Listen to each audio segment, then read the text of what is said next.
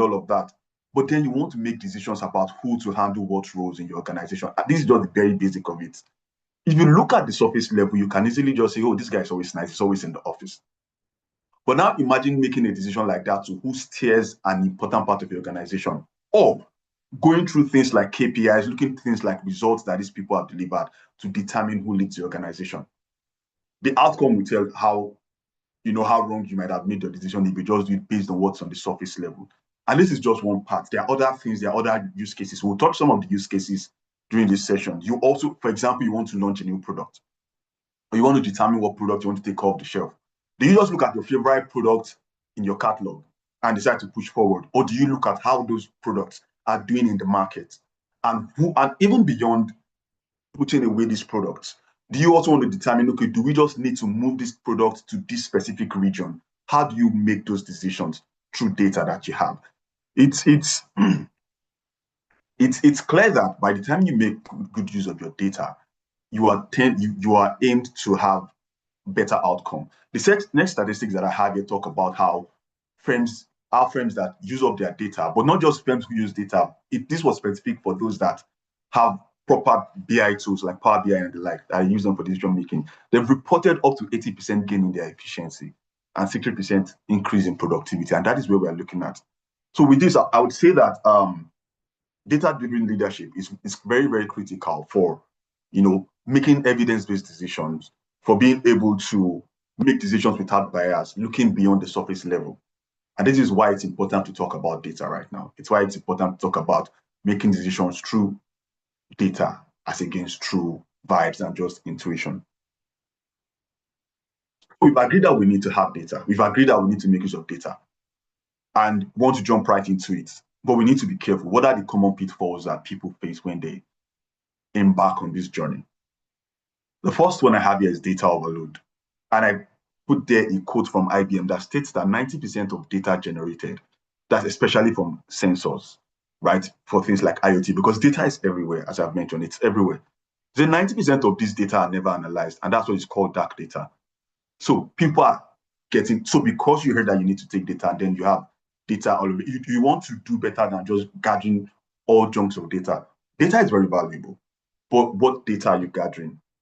How clean is your data? Even cleaning your having a clean data even goes to talk about data quality. Let's say, how relevant is your data? There have been reports even in the industry. I'll try not to say too much not to disclose names, but even there have been reports even in the industry, in the financial sector of an organization that had gone ahead to request for data that had nothing to do with, the need of during KPI, during customer KPI, and then you're asking for certain information that has no impact whatsoever to your business or the purpose of data that has been gathered, and it ended up in a lawsuit. You want to be careful around things like that. You also want to make sure that you have just the value that you need to make decisions. Also look at it in this instance. Look at it from the perspective of a student preparing for exams. You have 2 days to your exams, and then you are having like 7 different textbooks on the same subject. You might end up getting confused. You get up getting overload. So that's what data overload is. That's one common challenge you want to look at. The second one is siloed systems. We've spoken about this briefly earlier. Fragmented data. You're having data from different applications. The organization have different applications, different data sources, different departments. Everybody has their data source, and you want to make decisions. It's better to invest in a way to find a way to unify and harness your data in a place through something called a data warehouse, for example, that I've spoken about. And then you can from there pull your analysis. You can from there pull your analysis for decision making. So that's another pitfall, something you also want to avoid. The third one is poor analytics culture and data literacy. Yes, if your people are not well educated on what data is, how to use data, the value of data, it doesn't matter how much investment you make in technology and tools, there will still be a waste. So people need to know the value. That's why it's important to have ownership in data. It needs to be driven from the top down to the least person in the organization, so that you understand why we're even capturing data. And that's another way why you get the right data. People are not just filling forms, updating documents just to fill blanks. That's something, in fact, as a matter of fact, having a wrong culture can cost you a lot. And if you look at the next point I have there, where we'll talk about, excuse me, poor data quality and governance. I have a quote from Gartner there that says that it is estimated that poor data quality cost the US or cost organizations in the United States about $12.9 million annually. What do we mean by poor data quality? Or governance? You're having data, and that starts from even having the right culture. Do people know why they need to even fill data? Do your customer know why they need to fill data? Because by the time you have wrong data, you have incomplete data, it affects your decision making also. So you want to be very sure that while you are going through this journey, while you're going through this journey to lead with data, you are capturing the right data and you are capturing it accurately. It's very, very important. Good data maturity. I can permit me to spend time on this slide because this is where, this describes the stage that every organization is in one of these stages. As a matter of fact, it's beyond these four that I highlighted. It starts from raw data, but by the time you are talking about descriptive, you began your data journey already. But at least everybody just have raw data. Raw data is where you still just have your data scattered everywhere, not structured. People who are just, you're not really paying attention to it. But how do you move from this place to a place where your data even starts to do the work for you, where your data even starts to do the thinking and start to do the decision making for you? So first, you want to be able to start putting your data together, right? And you start collecting report actually. And you start from the simplest thing. Okay, what are sales done last month? Do they have it reported? What has the IT team done in terms of tickets closed? Do they have it reported? That's a very good place to even start. Start by gathering all of those things. By the time you are doing that, you have gotten to the stage where you call descriptive in your data maturity journey, descriptive analytics. And that's basically you capturing what has happened, historical data. What has happened? What happened in the past month? What happened in the past quarter? At least that gives you an insight into how you're doing your posture as an organization. If you hear this, it sounds good. Yeah, it's great. At least now you are able to measure your success over time and all of that. It's great, but you can actually do way beyond that. It's a part of the journey, but it's a good first step into the journey, moving from raw data to descriptive analytics. So after descriptive analytics, you then go to diagnostic. Why did it happen? So you've seen what has happened. You've seen, for example, that, sales was very great last quarter, or sales value plummeted last quarter. Why did it happen? Here you are now talking about things like root cause analysis, correlation analytics. You are exploring the data further. I would say, for example, you've seen your sales figure. You've seen that it dropped. You now, for example, you now start taking deeper insight into seeing, okay, what region did it drop? What are the products that were supplied the most? Or what period in the year, say it's an annual data, what period in the year has this dropped? Then you have, for example, you do cold drinks manufacturing. I'll just be touching on different use cases so that we get the concept. You do cold drinks manufacturing, for example, and you've seen that, this year, or this past quarter, sales has dropped a lot. And you're able to then say, okay, why did it happen? Probably the time of the year. Do you then start having alternative products that cater for those people? Or is it just a thing of demography? Okay, this region is doing badly. So a good example, you have content, you're a media business or things around entertainment, and then you are saying, this region do not patronize as much as this other region.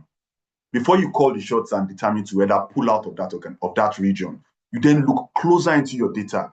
What's the demography here?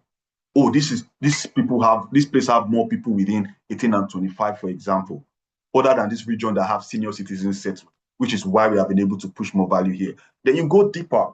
That will also then help you understand, okay, do we then provide value for people of this, maybe modify your service that you're providing in that region to something that suits that demography, as you've seen. So you've gone from just an organization that have raw data to somebody who has seen what has happened to now understanding why things happen.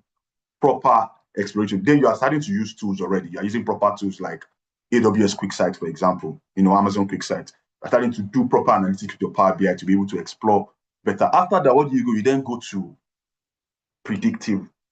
And it's on the chart, I have predictive and prescriptive because one ties into the other. I will explain that. So, but predictive is now you doing forecasting, based on trends that has happened, historical trends. You now start using tools. Now you are getting heavy on tools. You are beginning to bring up machine learning here. Your machine learning statistical models, you are beginning to bring them in here to then have future insight on what will then happen, considering what has happened over time and which will then help you plan. So that's where you talk about things like forecasting. Somebody's doing sales forecasting. Your sales forecasting is happening because you've studied trends. You've also studied trends from different angles. So over time, what happens in this time part of the year? What happens in this region? What happens, and then you are then having to have insight which helps your planning.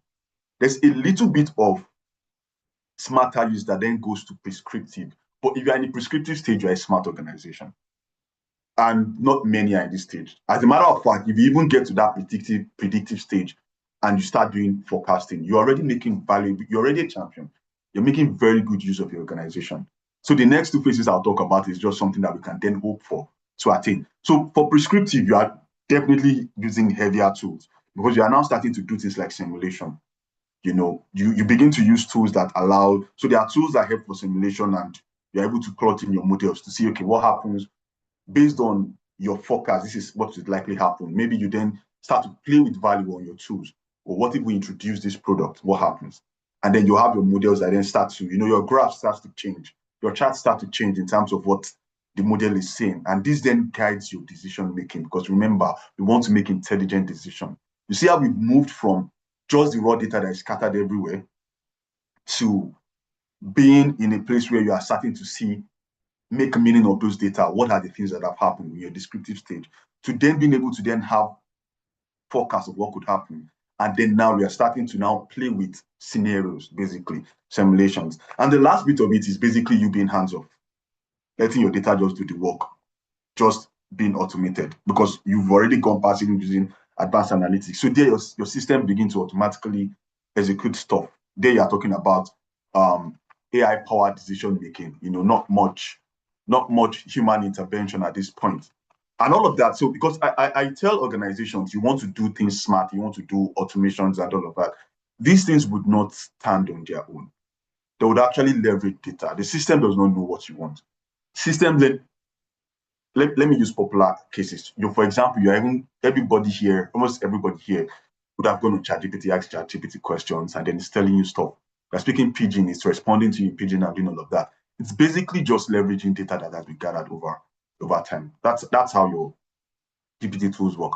They curb the web and pick data from here and there, curb social media, curb different pages available on the internet. And then we now have machine learning, who then put this, including have your machine learning to then make sense of patterns, make sense of what data works for what situation, what scenario. And then you put a bit of natural language processing there, and then you're able to chat with it as human. But at the bedrock of everything is data.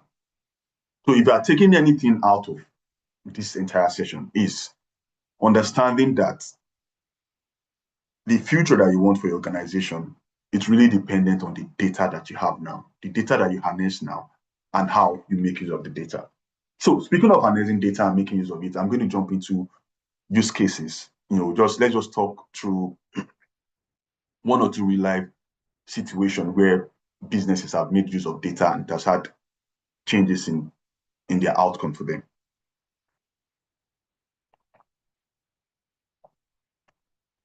Okay, so the first use case I have here is in marketing, smarter marketing.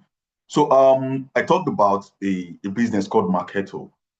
You can check it. A business called Marketo. They basically do automated marketing. That's what they do. Marketing automation software. It's something that digital marketers would use. So what was that aim? What did they wanted to do? They wanted to improve customer engagement because it's one thing to do marketing. It's one thing to reach out to a lot of people, but you want to be able to improve how you are converting your reach. They also needed to, get their data from different fronts and then put together in a platform. What was the thing that they did? They then decided to use Google Analytics, right? They basically integrated Google Analytics with their personalization product that they have, that tool, and integrated with Google Analytics, and then use Google Analytics as that single source of, for their data. And that was where they then go ahead to do analytics. And then you are able to now get insight into, who are we reaching? What the people that we're reaching, who is doing what, how are they responsive, what's the outcome, and then do proper analysis. Through this integration with Google Analytics that Marketo did, they reported 10%, as you can see the result as I have here, 10% higher conversion rate, over 100% increase in qualified leads. And just as you have it, the report is just here. What was the thing that they did? Integrated to Google Analytics, use Google Analytics as a single source, and then to do analytics. And then based on that information, they then did something called remarketing. So they then figured out, okay, what audience needs to see what, and then brought about this result. So that's one of the ways that data would help you looking through it. I think the second business that I would spend time on to talk about, because I want to keep this very short. Excuse me, Lavender Confectionaries and Bakery. So this is basically food business. And the interesting thing about this business is that they are already starting to expand, at least as at the time of this report. They had about 24 branches in Malaysia. Now, the interesting thing about food and supply chain is that food is something that is perishable. It's, as a matter of fact, you can't keep your food fresh for an entire day. They need to be able to proactively serve all their branches, but they also need to not overdo it to reduce waste. And this just goes to tell you how data can be used in any kind of organization, because you would not assume capturing data how it provides any value in this case. But then, because this is the thing, the product has short shelf life, but it still needs to go far and wide. How do you manage this? And what they did here basically is that they then adopt Azure Synapse Analytics. Is basically used to be called, I think, is it Azure SQL Data Warehouse or something, right? They then picked up this tool together with Power BI for proper processing. You are then able to do things like get more insight into regional sales figures. How are people buying? What are the things that people are using? How are people buying? In what region are people buying? And then they're having this insight on a dashboard right in front of them. Two things I did for them is, of course, first of all, it saves time, because as against the managers having to pull up spreadsheets, check records, to then know how to plan, do their demand planning. Their demand planning is faster. They already see the results, and then they're able to do better demand planning, right? It's also able to do better into planning what exactly are you producing. And one interesting thing that it saved them from, which would definitely translate to cost, because the whole idea is to be more efficient, is a 30% reduction in disposal rates. How does this happen? You already know what people want where. You already know what products, what to bake more than the rest, and you're saving what you're basically saving what you are producing what you need where it is needed. And of course, this then went ahead to lead to a better turnaround. So this is just another example use case in the banking industry too. A Latin American bank that leverage QuickSight for intelligence, and they have been able to report 10 times faster performance. They're able to manage multiple dashboards in a place, and cost was optimized. Of course, security was better integrated because you're able to have insight into things. So these are use cases where data is valuable, where data provides value to people. So what are the tools that you use for data? What are the tools? What kind of tools that you have? Remember, as I mentioned, this is really an overview an overview presentation. So I want to touch just a bit on everything. So the tools that you use in data management basically are across, I put them into 4 categories. Visualization, and that's where you have basically reporting, seeing what your posture is. You're talking about dashboards, you're talking about charts, you're talking about reports, something that even managers can look at. You don't have to be a very, very technical user to leverage this. You don't even have somebody can set this up. And let's start from there for organizations. As I said, if you want to move, at least you want to get to that descriptive analytics, start from there. What have you done last year? What have you done yesterday? These are the tools that help you do it. From there, you then go to warehousing. Warehousing basically is storing vast amount of structured data, semi-structured data. And from your warehouse, from a data warehouse, you can then access for querying and analytics and all of that. So that's where you have your data warehouse. I mentioned Synapse earlier. Google has something called BigQuery. Amazon has something called Redshift to warehouse your data. And I have automation, and you wonder why I'm mentioning automation when I'm talking about data. As I mentioned earlier, your automation only becomes very effective when it is resting, when it is leveraging the data that you have in-house, right? It's not just going to, you are not automating off the air. You are talking to systems. You're talking to systems that house different data. So but when you are gathering data and you want to start making smarter decisions, you want to start doing things, you want to start bringing in tools like your automation tool. I started my example of automation tools with Plug. If you've been joining the sessions that we have, you already know what Plug is. It's a no-code automation platform that was developed by Descasio, and organizations have actually started leveraging it and are seeing value. Business processes have been improved. Businesses have been getting very, very more efficient because of how automating their processes has worked. But you also have others like Power Automate, Zapier, and the likes. Then the last bit that I'll talk about is AI and ML. Why are we talking about AI and ML? These are the tools that then bring in intelligence to your data, right? All of the data that you have, you want to be able to start doing things like predictions. Even your forecasting will leverage a lot on machine learning on trends. And that's how you're able to do forecast and the likes. What else is important to, pay mind to in your journey? My time is almost up, but I'll wrap up soon. I'm almost at the end of it. What is important to pay mind to? What should a leader do to at least start that data journey?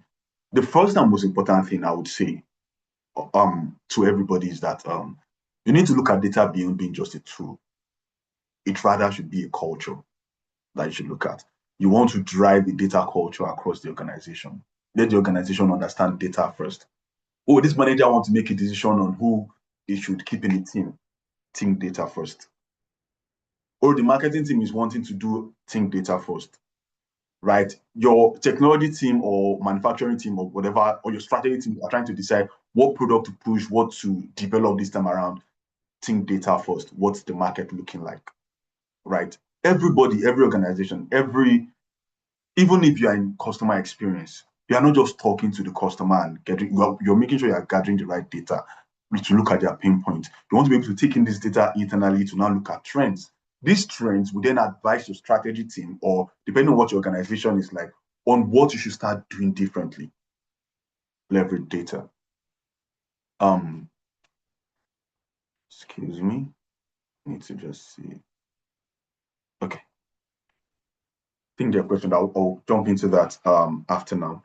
So you want to then, have that culture. Once the culture is set, the leader has done a lot, almost everything that needs to be done. So, but the points that I have in here, I said first, you want to invest in data literacy across teams. And what does this mean? Regardless of how powerful your technology is, I think I mentioned this earlier during the introductory slide. No matter what tools and technology that you invest in, your people need to understand why data is even important, and then they need to be equipped to use the data. So that's the first thing that leader should do. The second thing is that you want to then appoint the data champions across units, across departments. Make sure that somebody owns it, somebody is driving the need for very large organizations, like large enterprises, actually do have somebody with this title as their job function in each department, in each unit. They're responsible for collating and leveraging data in that department. That way your data do not go to waste.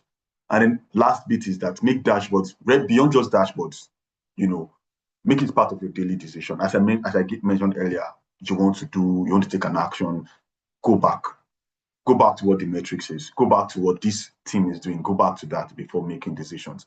As a leader, you need to start holding team managers accountable to the decision that they make, what data has backed it up. And that's a very good place for leaders to start.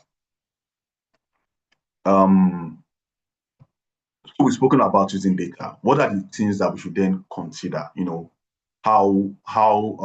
are the ethical considerations, security considerations in data-driven decision making?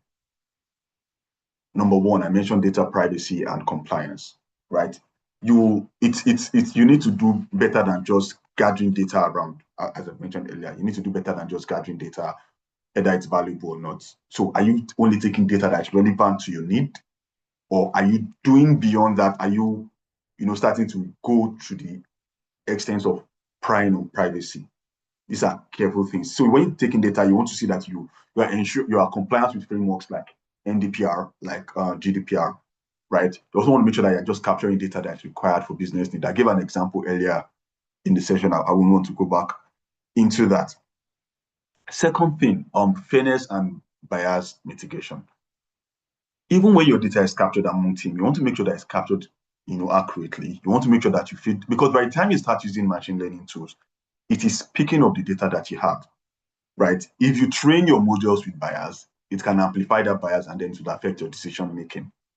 Start from the simplest thing. Are your managers reporting? Are they reporting just to look good, or are they reporting accurately? Because again, you want to do sales forecasting, for example. It is this data that has been entered that would form the trend that your models will then push out for you to affect your decision making. So you want to make sure that you avoid bias and you're very fair. The third one, ethical use of AI and automation. There's something called black box decision making. You want to see that you are not just fully reliant on the tool. Yes, we want to make smarter decisions, but there needs to be like an human oversight.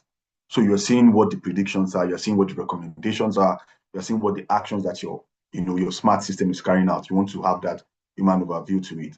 Fourth part, of course, security. If you are talking about data, then security is not negotiable. Who has access to what data? Right? Who you want to implement things like MFA, you want to implement things like role-based access control and all of that. Not everybody should have access to sensitive data in the organization. If you are leveraging data, then you want to make sure data is secure. And last bit, data ownership and stewardship. I'll dwell on this part and then I think I should be done. Data ownership and stewardship. You need to start having people who are accountable. I've spoken about having champions in different departments who are responsible for the data. But beyond that, bigger organizations are starting to have people even high up at the executive level who are just responsible for data, owning data and strategy around data. You're beginning to have chief data officers. So people like this will then help and guide, ensure governance around data, and then ensure compliance. Our final thoughts and next steps. So basically, the first thing I see here is that data should be your co-pilot and not your rearview mirror. A deliberate use of the word. You want to work together with your data. You want to go beyond where you just go back and see how you've done in the last quarter. You want to be where data begins to guide what you do, right? Regardless of where you are, regardless of organization that you belong. I gave use cases across different organizations. You can always use better data to make smart decisions. Next up, I mentioned earlier that this is an overview session, and we'll have subsequent sessions whereby we then start taking deep dive sessions, deep dive conversations into specific cases, specific tools together with our OEM partners. And I want you to plan to attend those ones and see how well you go in that journey of making the best use of your data. It's been a wonderful time having this conversation. I think we'll just wait up for questions if we do have any. Thank you very, very, very much. I hope this has been beneficial to you. Thank you very much.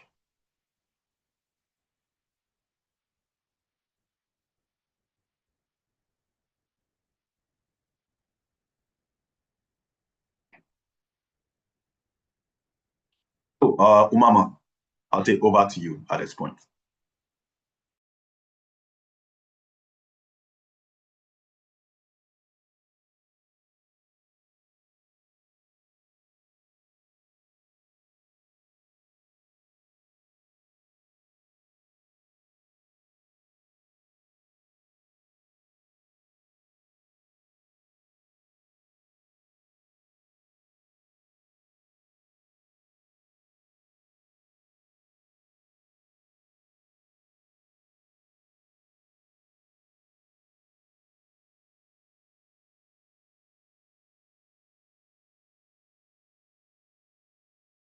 Okay, so while we hold on for the moderator, I think I can maybe take a few questions if we have any. But I think I've done quite a bit of overview. We've spoken across a few things, but if there are any questions at this point that we should touch, I saw someone ask if we could get a recording of this session, but that has been responded. The link to the session will be sent to the email that you registered with for the webinar. So are there other questions? I think you can type them in the chat box.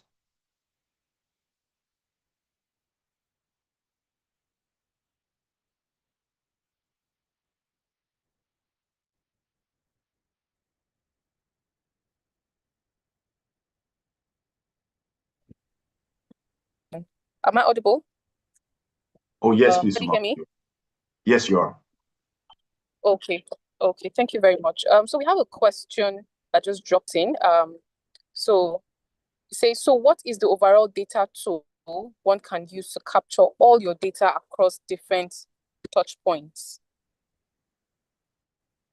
That's an interesting question. I mentioned earlier, there's a slide earlier where I talked about different categories of the tools. You won't say you want to have just one tool because they all do different things. But what you want to start from is even having, and the Mom, are overall you still data talking? tool. Yes, No, I'm please. not. Okay. So I'm responding to that. So you want to start from unifying your data. I think that's even the first thing, if you are talking about an overall data tool. But it goes beyond just one tool, because after you unify your data, you then want to be able to visualize. For example, let me go to the slide where I talked about categories of tools. You look at different tools here. So what do you even have? You have a platform, a tool that you even use to warehouse your data, put your data in a place. Then do you have a tool that you use to visualize? So you are fetching data from your warehouse to then visualize. So it depends on where you are, what you're doing. So you want to first start by placing your data in a whole place. But if your organization is at a starting point, right? If you are still at a starting point and the question is, okay, what can I even just use for now? I would say you might want to start with the basics of, okay, let's even start by reporting, right? Do you have your data in different spreadsheets? Is that what you want to bring together first and start doing visualization with a Power BI, for example? You can start from there. But if you're talking about overall tool, then you are having data from different sources. You want to look at having a warehouse, for example, that unifies all of this in a place. And that's where you have some of these tools that I mentioned in this place. I hope that was helpful. Okay, thank you very much, Daniel, for that response. I hope that was helpful. If it was helpful, please can you kindly give a thumbs up so we know that we've answered your question. Okay, so before we take more questions, we have a poll that would like everyone to take part in. So we want to you also want to understand where you are as an organization. I want to also help you understand where you are as an organization as well. So the poll will be coming up now, so that we can take that poll. Okay, Rotimi, please, can we have the poll up? I think you can stop sharing at this point. Yes, thank you very much, Daniel. Okay, yes, the poll is up now. Can we see the poll, please?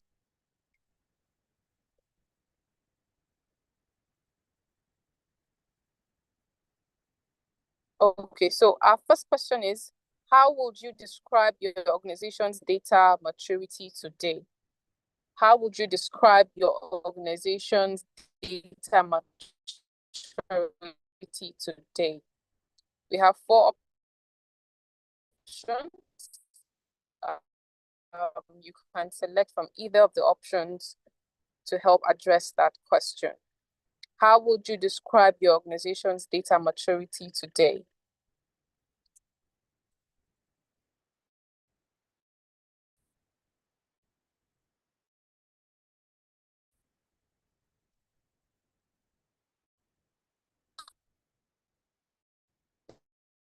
The second question is, what is your biggest hurdle in turning data into actionable insights?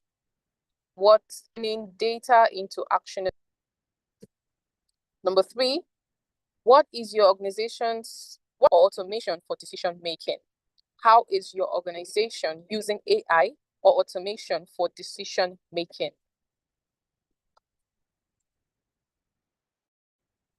Okay, the fourth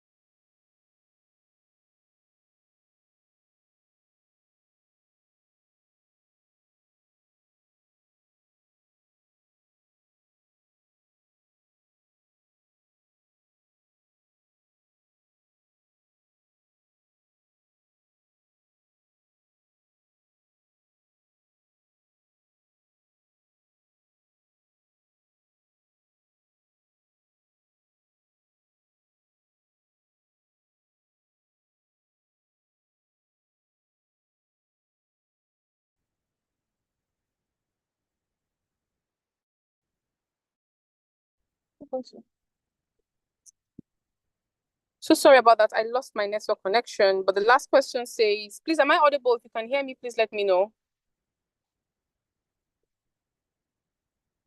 Am I audible, please? Anyone, can you hear me? Yes, you are. Please, am I audible? If you can hear me, please, can I have a thumbs up, please?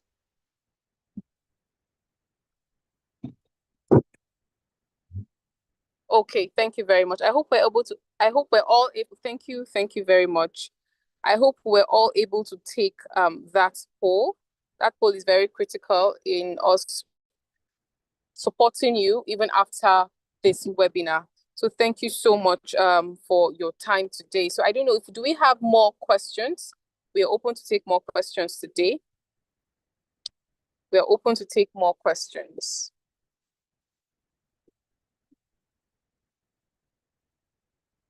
Okay, so I have a question here, Daniel. Please, you answer this question. It says that, what is the best tool in data analysis? What is the best tool to use in data analysis? Daniel, did you get that question? I think that was the first question I responded to, where I spoke about, it depends on your need, right? There are a lot of tools, and we don't want to go straight into off the top. But what we do, as a matter of fact, yeah, even in data space, there are then specific tools, products that are even valuable for certain industries. And I would say it depends on your use case. So it's similar to the question that somebody asked first, saying that what is the overall tool that you want to use to capture insight? And then I said maybe you want to start from unifying your data, but after you've done that, do you want to visualize? Do you want to see what data looks like? Or do you need a tool to help you forecasting? Those are the things that matter. So it depends on your goal, right? And if it's just analytics, I won't want to say this. I don't want to use this point to then talk about specific OEM products, but you may want to start to help you. You may want to start with what you're familiar with. So if, for example, you're already confident in your Microsoft environment, for example, and then you can easily pick up with your, you've started using your Excel spreadsheet anyways, you can pick up Power BI, connect, and then you're visualizing. You can also do the same if you're already used to your Google environment and you have your Google Sheets, and then you can connect that to your Lookout Studio, right? Start. In fact, those are the places you want to even start from anyways, and then you're visualizing your data. Then as your need for data expand, your use cases will then determine what exactly you're going for. Okay. I hope that question was answered. So there's another question here, Daniel. I think that might be the last question for us today. And it says that I work with a company, and I think it says your customer success team are trying to sell your product Plug to my organization. How can Plug help my company to analyze data? I think, yeah, that's the question. One of the customer success team is trying to sell Plug to my organization. How can Plug help in my data analysis? Interesting question anyway. But first, we even need to understand what tools are and what their purpose is, right? But then I would answer your question. But Plug is more than something that you use for analysis. As a matter of fact, it's not a data analytics tool. It's an automation platform. It helps you build quick applications, with a short time without knowing how to code. But then to help you also answer, I'll tell you that Plug has reporting embedded in it. So as long as you have the right data and it's plugged into it also integrates anyways. So do you have CRM that already captures your data? Do you already have these tools? And Plug integrates easily to them and then has reporting. So you have dashboard and reporting as part of the features of Plug.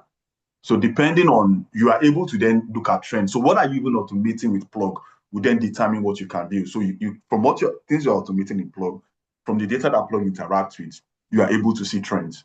You are able to see dashboards inside. So yeah, so that's how it would help. But Plug is much more than an analytics tool. I hope that response was helpful also. Okay, thank you very much, Daniel. I hope that also answers your question. Mama, there's a question in the chat box. I don't know if I Okay, should just take that also. please take the Yes. question because I can't see it on my end. Okay, Okay, so so that I we can don't see it move now. I'll out. just read it out so everybody can hear the question. Okay, it says capturing data is one of my biggest challenge. So where can I start with that? Capturing data is one of my biggest challenge. Where can I start with that? Great. So my advice to this person is to start simple, start small. But first of all, before you even start anything, before you even capture your data, think of a use case. What do you want to achieve? Right? You need to have a use case. It can be very simple. It can be you wanting to see how well you are selling. It can be you wanting to see what your churn rate is. Right? It can be as simple as that. It might be even you wanting to be able to have data to do a forecast. You need to have a use case. Based on that use case, you are now able to identify relevant data points. What are the key data that you then need? Is it data from the customer team? Is it data from sales? Pick with that. Then you then go to talking about existing tools that you already have that you can leverage. I'll tell you something very simple. Excel itself can be used for data analysis, but you want to start somewhere, right? So first, think of a use case. From that use case, think of the data that is important to that use case. Then start with the simple tools that you have. From there, you then start to build up, till you get to automation and all of that. But just start in that pattern. Yeah, thank you. I hope that was helpful. Wow, thank you so much, Daniel, for taking us into this journey, speaking about data and how data can actually transform our businesses. It's been such a wonderful time to have you here. Any closing words from you before we call it a day? I would say I would start from I'll end the way I started, right? Intelligence, smart working, and all of that, automation, automated workspace, all of that are all dependent on your data. So you need to start thinking about how much data you harness and how you apply the data that you harness. That's what will take you to that smart business and that intelligent workspace that you're looking out for. Thank you very much. Okay, thank you very much, Daniel, for being with us today. And thank you, everyone, for also joining us. It's been such a good time learning about data and how this data can translate into making profit for our businesses. I mean, for every business, the bottom line is making profit and, making very good profits. So thank you so much for joining us. And do not forget to follow us on all our social media handles. We're on LinkedIn, we're on Instagram, we're on Twitter. So make sure you follow us on all of those platforms to get more information about our upcoming webinars and everything that you need to know about data. And also, if you're also looking at organizations that would help come implement a very strong data team in terms of strategy and advising based on what your business does, the kind of data analysis tools your business can actually start adopting, please do not also hesitate to reach out to us. We are very much available to render such services. Thank you again for taking out time to listen to us today. We hope to see you next time in our next webinar. Bye for now. Thank you.